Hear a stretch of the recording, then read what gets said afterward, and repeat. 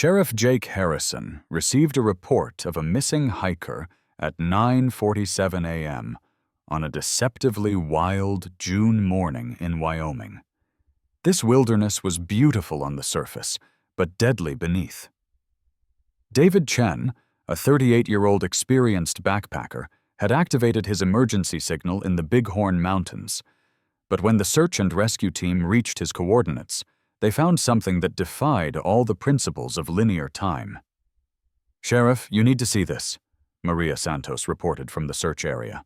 "Chen's campsite is here, right at the signal coordinates, but it's old, very old, as if he'd been camping here for months, not the 3 days shown on his itinerary." Harrison coordinated helicopter access to the remote area. What he found challenged his understanding of cause and effect. David Chen's tent looked like it had been exposed for more than 3 days.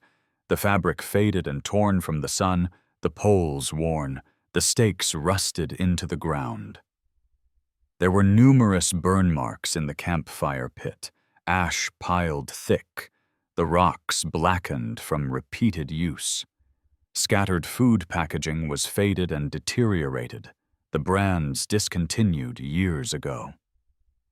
However, Chen's emergency signal device showed it had been activated at 9:23 that morning, just 24 minutes before Harrison received the call.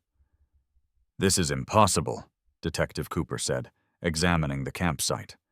"The tent alone shows months of UV exposure. The rope he used is biodegrading. These aren't 3-day-old supplies." Santos, who specialized in wilderness tracking, found footprints leading away from the camp. "These tracks are fresh, hours old at most, but they lead to—" She paused, following the trail. "They lead to an older set of the same prints, and those lead to even older ones, like he's been walking the same path repeatedly, each time leaving prints that age differently." They followed the freshest tracks through terrain that showed impossible temporal layering. Areas where vegetation appeared to be in different seasons simultaneously. Spring flowers blooming next to autumn-dried grass, all within the same square foot of earth. The trail led to a cliff overlook where they found David Chen. He sat on a rock, staring at the valley below, looking emaciated and aged far beyond what 3 days could accomplish. His clothing hung loose on a frame that had lost maybe 40 pounds. His hair had grown several inches and was going gray. His skin showed months of sun exposure. "Mr. Chen?" Harrison approached carefully. "I'm Sheriff Harrison. We received your emergency beacon. Are you injured?" Chen turned slowly, his eyes showing profound confusion. "Emergency beacon? I just activated that. How long ago was it?" 24 minutes. "No, that's not right. I activated it months ago. I've been waiting for rescue for months." Chen's voice cracked. "I ran out of food weeks ago. I've been surviving on stream water and whatever I could forage. How can it have only been 24 minutes? Cooper checked Chen's emergency beacon. The device showed an activation time of 9:23 a.m. today, but its battery was nearly dead, drained as if it had been broadcasting for months, not minutes. "What's the last date you remember clearly?" Harrison asked. "June 7th. That's when I entered the mountains. 3 days into my hike, I activated the beacon because something was wrong with time. Days were lasting forever, but my watch showed normal hours. I'd wake up, it would be morning, but morning would last for days before afternoon came. I've been trapped here, Sheriff, living the same day stretched across months." Santos examined Chen's supplies with growing alarm. "His food wrappers are from 2019. That brand changed packaging 4 years ago, but he entered these mountains 3 days ago in 2023. They evacuated Chen immediately, but documentation of the site revealed more impossibilities. His journal showed entries dating back months, daily notes about diminishing supplies, growing desperation, slow realization that he was trapped in temporal distortion. The handwriting deteriorated over hundreds of entries, showing psychological stress and physical weakness. But according to every official record, David Chen had been missing for exactly 3 days. Dr. Warner examined Chen at the hospital, finding his body showed months of starvation and exposure despite the short missing period. His telomeres, cellular aging markers, show advanced degeneration consistent with months of extreme stress. His muscle mass loss, vitamin deficiencies, even his hair growth, everything indicates prolonged survival conditions. But the timeline doesn't match. Could he have been somewhere else first? Harrison suggested. His GPS tracker shows he never left the Bighorn Mountains. He entered on June 7th, and we found him June 10th. 3 days. But his body experienced months.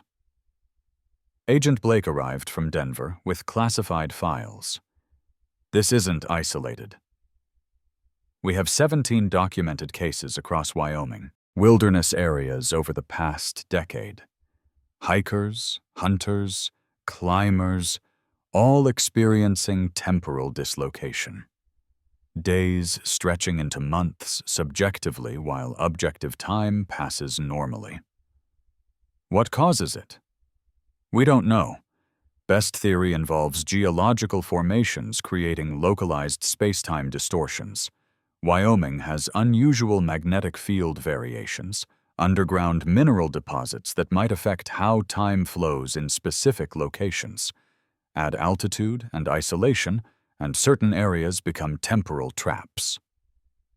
Harrison investigated historical records, finding patterns that predated modern hiking.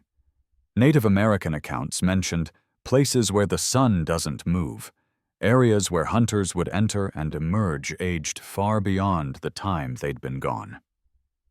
Pioneer journals described similar phenomena. Search parties finding missing persons who claimed months had passed, showing physical evidence to support it despite short objective absence. The wilderness is eating time, Cooper concluded after reviewing all evidence, not uniformly, but in pockets. Step into the wrong valley or canyon, and you might experience days while hours pass outside, or months while days pass. The ratio varies by location. Chen struggled to reintegrate. His body needed physical therapy to recover from months of starvation that officially never happened.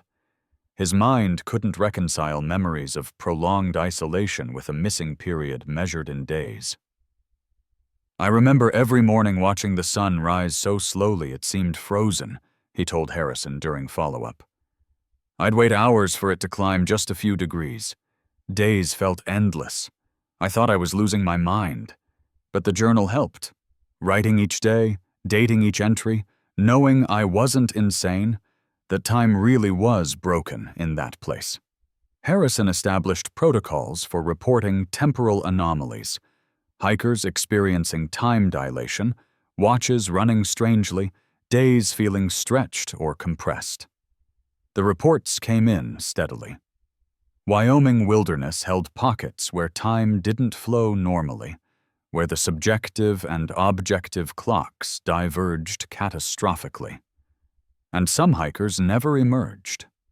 Officially missing for weeks, but possibly trapped in time pockets experiencing years or decades of isolation, their bodies aging and failing while rescue teams searched terrain where different time flows made finding them nearly impossible.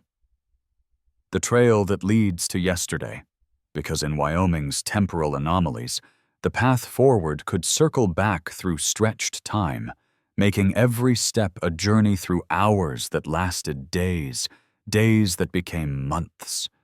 Disappearances that nobody talked about, because explaining required accepting that time itself could break down an isolated wilderness where reality's normal rules became optional. Deputy Maria Santos took a routine welfare check call at 2:14 p.m., responding to concerns about the Morrison ranch where neighbors reported not seeing the family in over a year. When she arrived at the remote property 40 miles from civilization, she found everyone alive and healthy, but unchanged since 2019. Thomas Morrison, 56, his wife Patricia, 54. Their 3 children, Emma, 17, Jacob, 15, and Sarah, 12. All exactly as they'd appeared in photographs from 4 years ago. Same ages, same clothing styles, same haircuts. Not aged a single day. "Afternoon, Deputy," Thomas greeted her cheerfully. "What brings law enforcement out here?" "Mr. Morrison, your neighbors are concerned. They say nobody's seen your family in over a year." "That can't be right. We go into town regularly. Last trip was—" He paused, thinking. "Last month? Maybe 2 months ago?" Santos checked her notes. "Sir, according to records, your last supply purchase was March 2019. That's over 4 years ago." Thomas's expression shifted from confusion to something approaching panic. "That's impossible. It's been— What year is it now?" 2023. June 2023. No, that's not right. It's 2019. Spring 2019. We've been ranching, living normal lives. The kids are in school. Well, homeschool. Everything's been normal." Santos examined the property. Everything was immaculate, but frozen in 2019. Newspapers dated from that year. A calendar stuck on March 2019. Vehicle registrations expired in 2019. Even the food in the pantry, canned goods with 2018 to 2019 dates, none showing the years of aging they should have. "Can I speak with your wife and children?" Patricia and the kids gathered, all showing the same confused realization. They remembered living a normal life, day following day, seasons changing. But when pressed for specifics, their memories were vague, repetitive. The same routines, the same conversations, the same lessons and chores. "My birthday," Emma said slowly. "I turned 17 in February. But that was this year, wasn't it? February 2019? "It's 2023 now," Santos repeated gently. "You should be 21. Emma touched her face, looking in a mirror. "But I'm not. I'm still 17. How can I be 17 for 4 years? Detective Cooper showed up with medical supplies. Physical examinations verified the impossibility. The biological ages of all 5 family members matched 2019 rather than 2023. The children did not experience cellular aging, physical growth, or the normal effects of time on their bodies. After looking over the findings, Dr. Warner said, "It's like they've been in stasis." But stasis of consciousness. Time passes and we live, but we do not age or advance, stuck in a time loop where their lives are repeated without progress. Harrison investigated the ranch's history, finding disturbing patterns. The property sat on a geological anomaly. Unusual magnetic field readings, underground mineral deposits, something about the location that bent normal physical laws. Previous owners reported strange phenomena, he told the team. Lost time, memory gaps, calendars that seemed wrong. The ranch has changed hands 6 times since 1950. Most families left within 2 years, citing wrong feelings, time seeming strange. The Morrisons have been here since 2017, Cooper noted. 2 normal years, then something locked them into 2019, and they've been repeating it without realizing. Agent Blake brought federal analysis. We've identified similar properties across Wyoming. places where time flows differently. Not just slower or faster, but in loops. The occupants experience time passing, but it's cyclical, repetitive.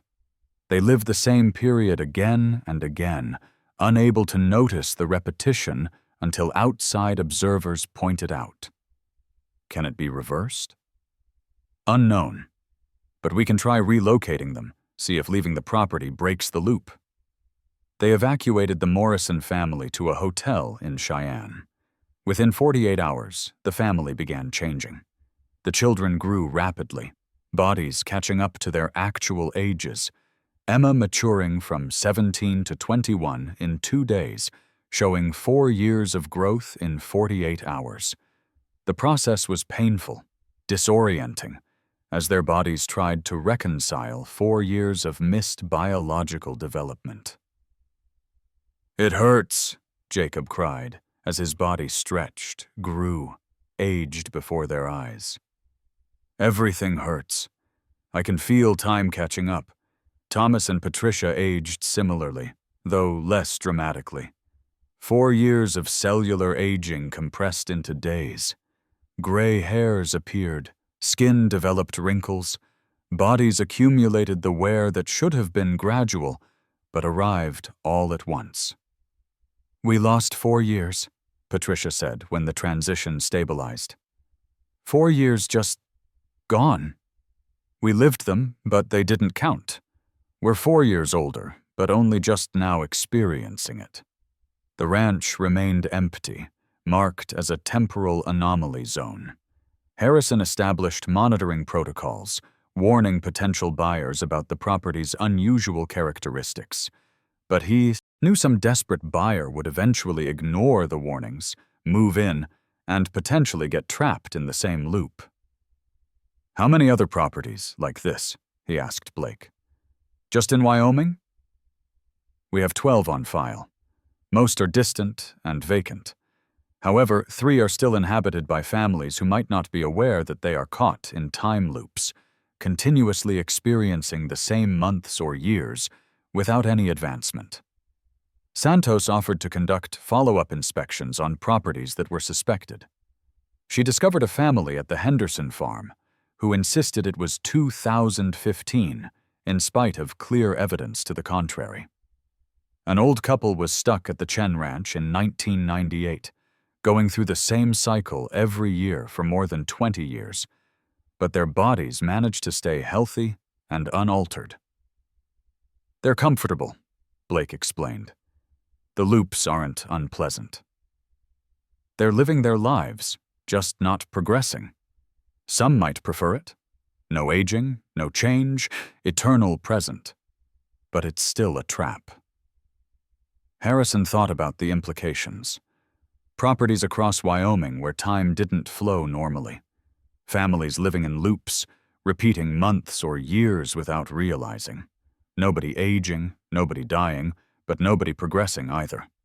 Trapped in temporal amber while the world outside moved forward.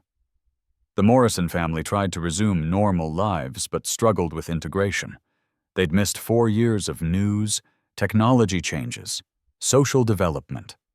Their minds remembered 2019 clearly, but had no memory of 2020 to 2023. Those years existed for them only as a blur of repetitive routine that never progressed. "It's like we were stuck in a bubble," Emma said during therapy. "Living, but not living. Time passing, but not passing. I remember being 17 for what felt like normal years, but now I'm 21, and my body just caught up in 2 days. How do I process that?" Harrison kept files on all temporal anomaly properties, knowing that Wyoming's unique geology created zones where time behaved strangely. Most were unpopulated, just wilderness areas where hikers might get trapped. But a few were ranches, farms, homes where families could unknowingly enter temporal loops and live there for years without aging or progressing. The ranch where nobody ages except when they left and time caught up all at once, bodies desperately trying to reconcile missing years, aging in compressed periods that should have been gradual. A horror of stasis, of time that repeated without moving forward, of lives lived in loops that didn't count until the loop broke and reality demanded payment for all those suspended years. Detective Ryan Cooper investigated reports of a town that shouldn't exist. Ridgeview, population 437, appearing on Highway 287 only between midnight and 6 a.m. No maps showed it. No records confirmed its existence. But dozens of drivers reported passing through, getting gas, even staying in its motel overnight, only to find no town there in daylight. Cooper told Harrison, "Sheriff, I have several witnesses with the same story. They see signs for Ridgeview while driving late at night, and they pull off into a fully operational town. Motels, diners, and gas stations. Regular folks. However, nothing is there when they depart and return during the day. The Wyoming landscape is empty." Harrison made the decision to look into it himself. He and Cooper set up shop on Highway 287 at 11:47 p.m., where witnesses said the Ridgeview exit had appeared. Reality changed at precisely midnight. An exit ramp appeared on what had been a pitch-black, deserted highway, seemingly out of thin air. Ridgeview, next exit signs were displayed. Food, lodging, and gas. "Did you see that?" Cooper muttered. "The signs just appeared." They took the exit, following a road that absolutely hadn't existed moments before. Within 2 miles, they entered a small Wyoming town, streets lit, buildings occupied, vehicles parked along Main Street. A neon sign flickered at the gas station. Open 24 hours. Warm light spilled from a diner advertising best coffee in Wyoming. "This is impossible," Harrison said. "We've patrolled this highway for years. There's no town here." They parked in front of the diner and entered. Inside, a dozen people sat at tables or counters, eating meals, drinking coffee, chatting normally. A waitress approached with a smile. "Evening, gentlemen. What can I get you?" "Information?" Harrison showed his badge. "I'm Sheriff Harrison, Sublette County. Can you tell me about this town?" The waitress's smile didn't waver. "Ridgeview's a small community. Most folks here work the ranches nearby. We get highway travelers passing through, fill up their tanks, grab a meal. Pretty quiet otherwise." "How long has Ridgeview been here?" "Oh, since the 1920s, I'd say. Railroad came through, town sprung up around it. Railroad left, but we stayed. Folks like the quiet." Cooper showed her a map on his phone. "This map shows no town at this location. Highway 287 runs straight through empty land." The waitress looked at the map with confusion. "That's not right." "We're right here. You drove into town, didn't you?" They interviewed patrons, finding similar responses. Everyone insisted Ridgeview was a normal, permanent town. They had jobs, families, homes here. They'd lived here for years or decades. Nothing unusual. At 3:17 a.m., Harrison noticed something disturbing. None of the people in the diner had aged since they'd entered. The same customers sat in the same positions, eating meals that never depleted. The waitress refilled coffee cups that never emptied. "It's looping," Cooper realized. "Everything is on a loop. Watch. That man's been raising his fork to his mouth for the past 5 minutes, but never actually eating." Harrison checked his phone. No signal. His watch showed correct time, but when he looked away and looked back, the minute hand had reset. Time was looping in increments, creating the illusion of progression while everything repeated. "We need to leave. Now." They headed for their vehicle, but downtown Ridgeview had changed. Streets that had been straight now curved. Buildings that had been on the left appeared on the right. The exit road they'd entered on was gone. "The town is shifting," Cooper said, "like it's alive and rearranging itself." At 5:47 a.m., reality began destabilizing. Buildings flickered between solid and translucent. People walked through walls without noticing. The sky showed stars and sunrise simultaneously, day and night overlapping. At exactly 6 a.m., Ridgeview vanished. They found themselves sitting in their vehicle on the side of Highway 287, empty landscape surrounding them. No town, no buildings, no exit ramp. Just Wyoming wilderness stretching to the horizon. Did that just happen? Cooper checked their dashboard camera. The footage showed them entering the town, documenting everything. But when they tried to replay it, the file was corrupted, showing only static. Agent Blake arrived with classified information. Ridgeview is what we call a temporal echo. It existed, past tense. The town thrived in the 1920s through 1940s. But in 1947, everyone vanished. All 437 residents gone overnight. No bodies, no explanation. The town itself decayed normally and eventually disappeared. Then what are we experiencing? A recording. Ridgeview's final night, repeating eternally. The people you saw, they're not ghosts exactly. They're temporal impressions. Consciousness patterns trapped in a loop, replaying the last hours before the disappearance. The town appears at midnight because that's when the vanishing began.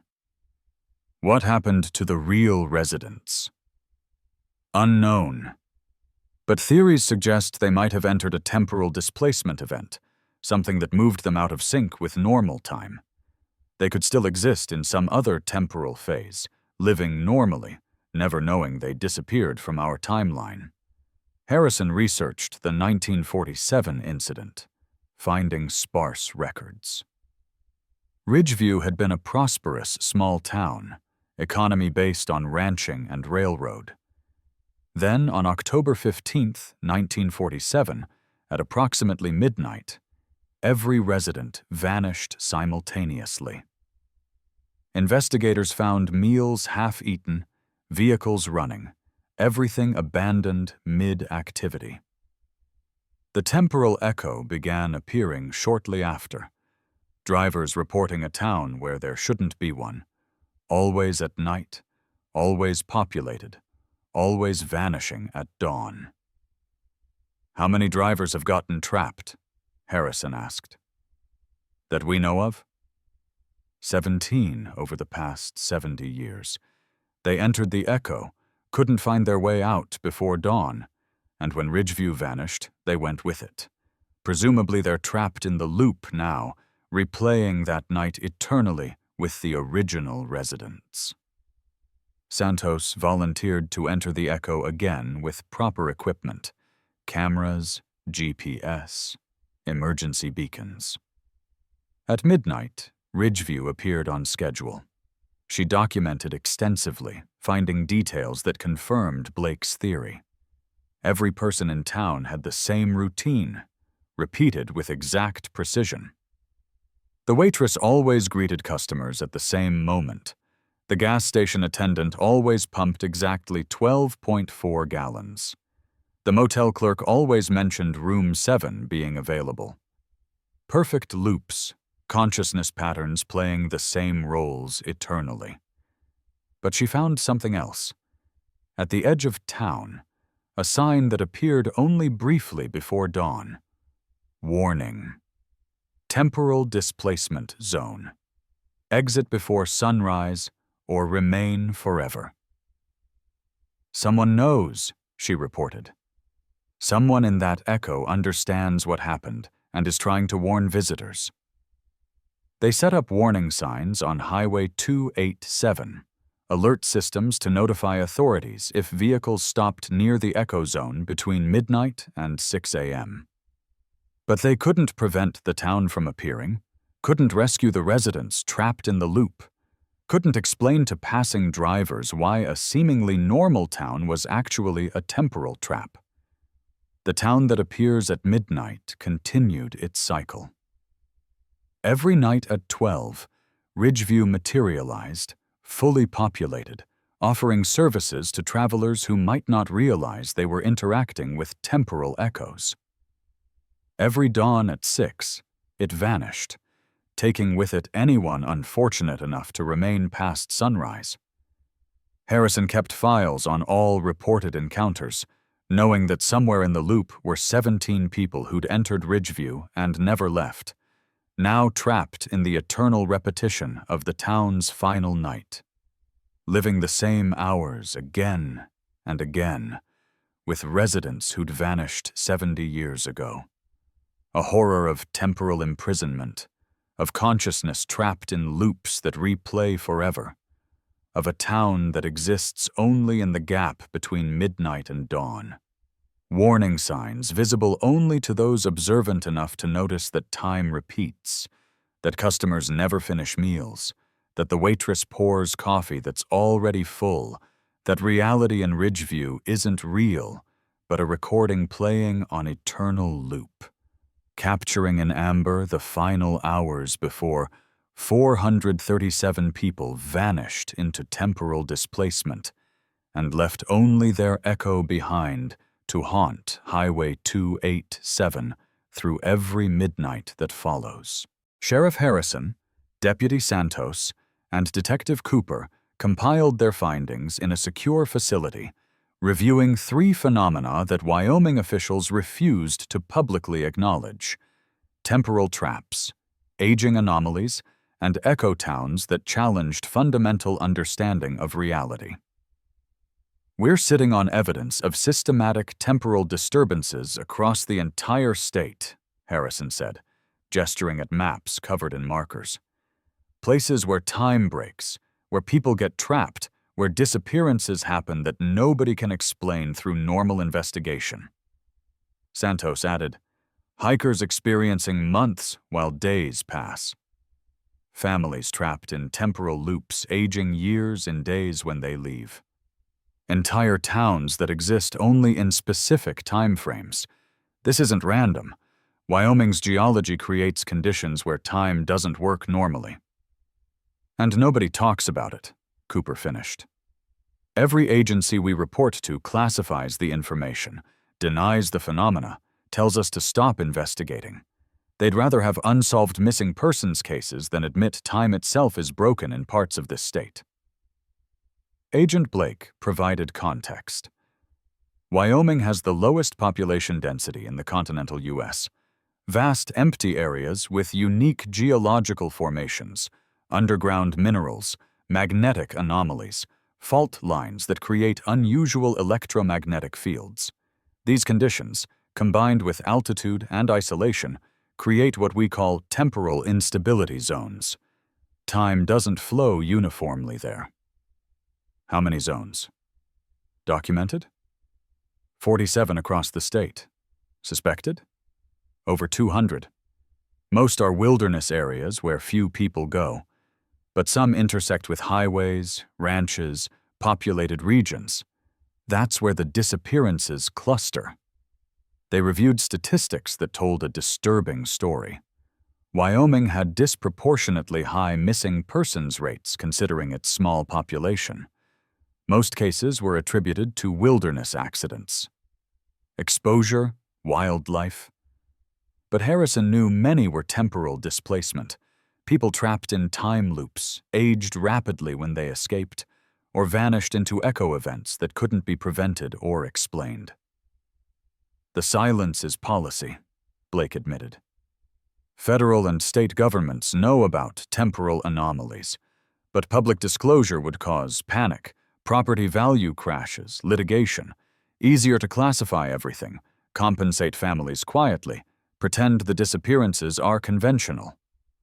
"While people keep vanishing," Harrison said bitterly, "while people who could be warned aren't. While families buy ranches in temporal loop zones, while hikers enter wilderness areas where time dilates, They continued their work despite official discouragement. Santos created an underground network of guides and rangers who knew the danger zones, sharing information through private channels. Cooper maintained secret files on temporal phenomenon, documenting cases for future investigators who might have better resources or more cooperative administrations. Harrison established private warning systems, coded messages to hiking organizations, discreet consultations with real estate agents, quiet conversations with families moving to rural Wyoming about unusual magnetic conditions that made certain properties unsuitable. But they knew it wasn't enough. Temporal zones were spreading, or becoming more active. What had been isolated incidents in the 1940s had become regular occurrences by the 2020s. Climate change, seismic activity, or some other factor was destabilizing whatever kept time normally flowing across Wyoming's unique geology. The disappearances continued. Hikers who entered mountains and experienced subjective months while objective days passed. Families who moved to ranches and unknowingly trapped themselves in temporal loops. Drivers who saw Ridgeview's welcoming lights and stopped for gas in a town that would vanish with them inside it at dawn. Wyoming's silenced disappearances, because acknowledging them meant admitting that time wasn't constant, that reality was more fragile than comfortable physics suggested, that an entire state contained zones where the fundamental flow of cause and effect broke down, and people could vanish not into space but into different temporal phases where they existed but couldn't be reached or rescued. Harrison kept working, responding to reports that officially didn't exist, documenting phenomena that would never see official records, trying to save people from temporal traps that authorities refused to acknowledge. Because someone had to bear witness to the truth, that Wyoming's vast empty spaces were empty not just of people, but of normal time. And disappearing there meant something far stranger and more permanent than simply getting lost in wilderness. The silence protected property values and prevented panic, but it also trapped people who could have been warned, who could have avoided temporal zones if someone had been allowed to tell them the truth. That certain parts of Wyoming weren't safe, not because of wildlife or weather, but because time itself was broken. And stepping into those zones meant risking displacement into temporal loops, aging anomalies, or echo events that would capture consciousness and replay it forever, while loved ones searched empty landscapes wondering why no bodies were ever found.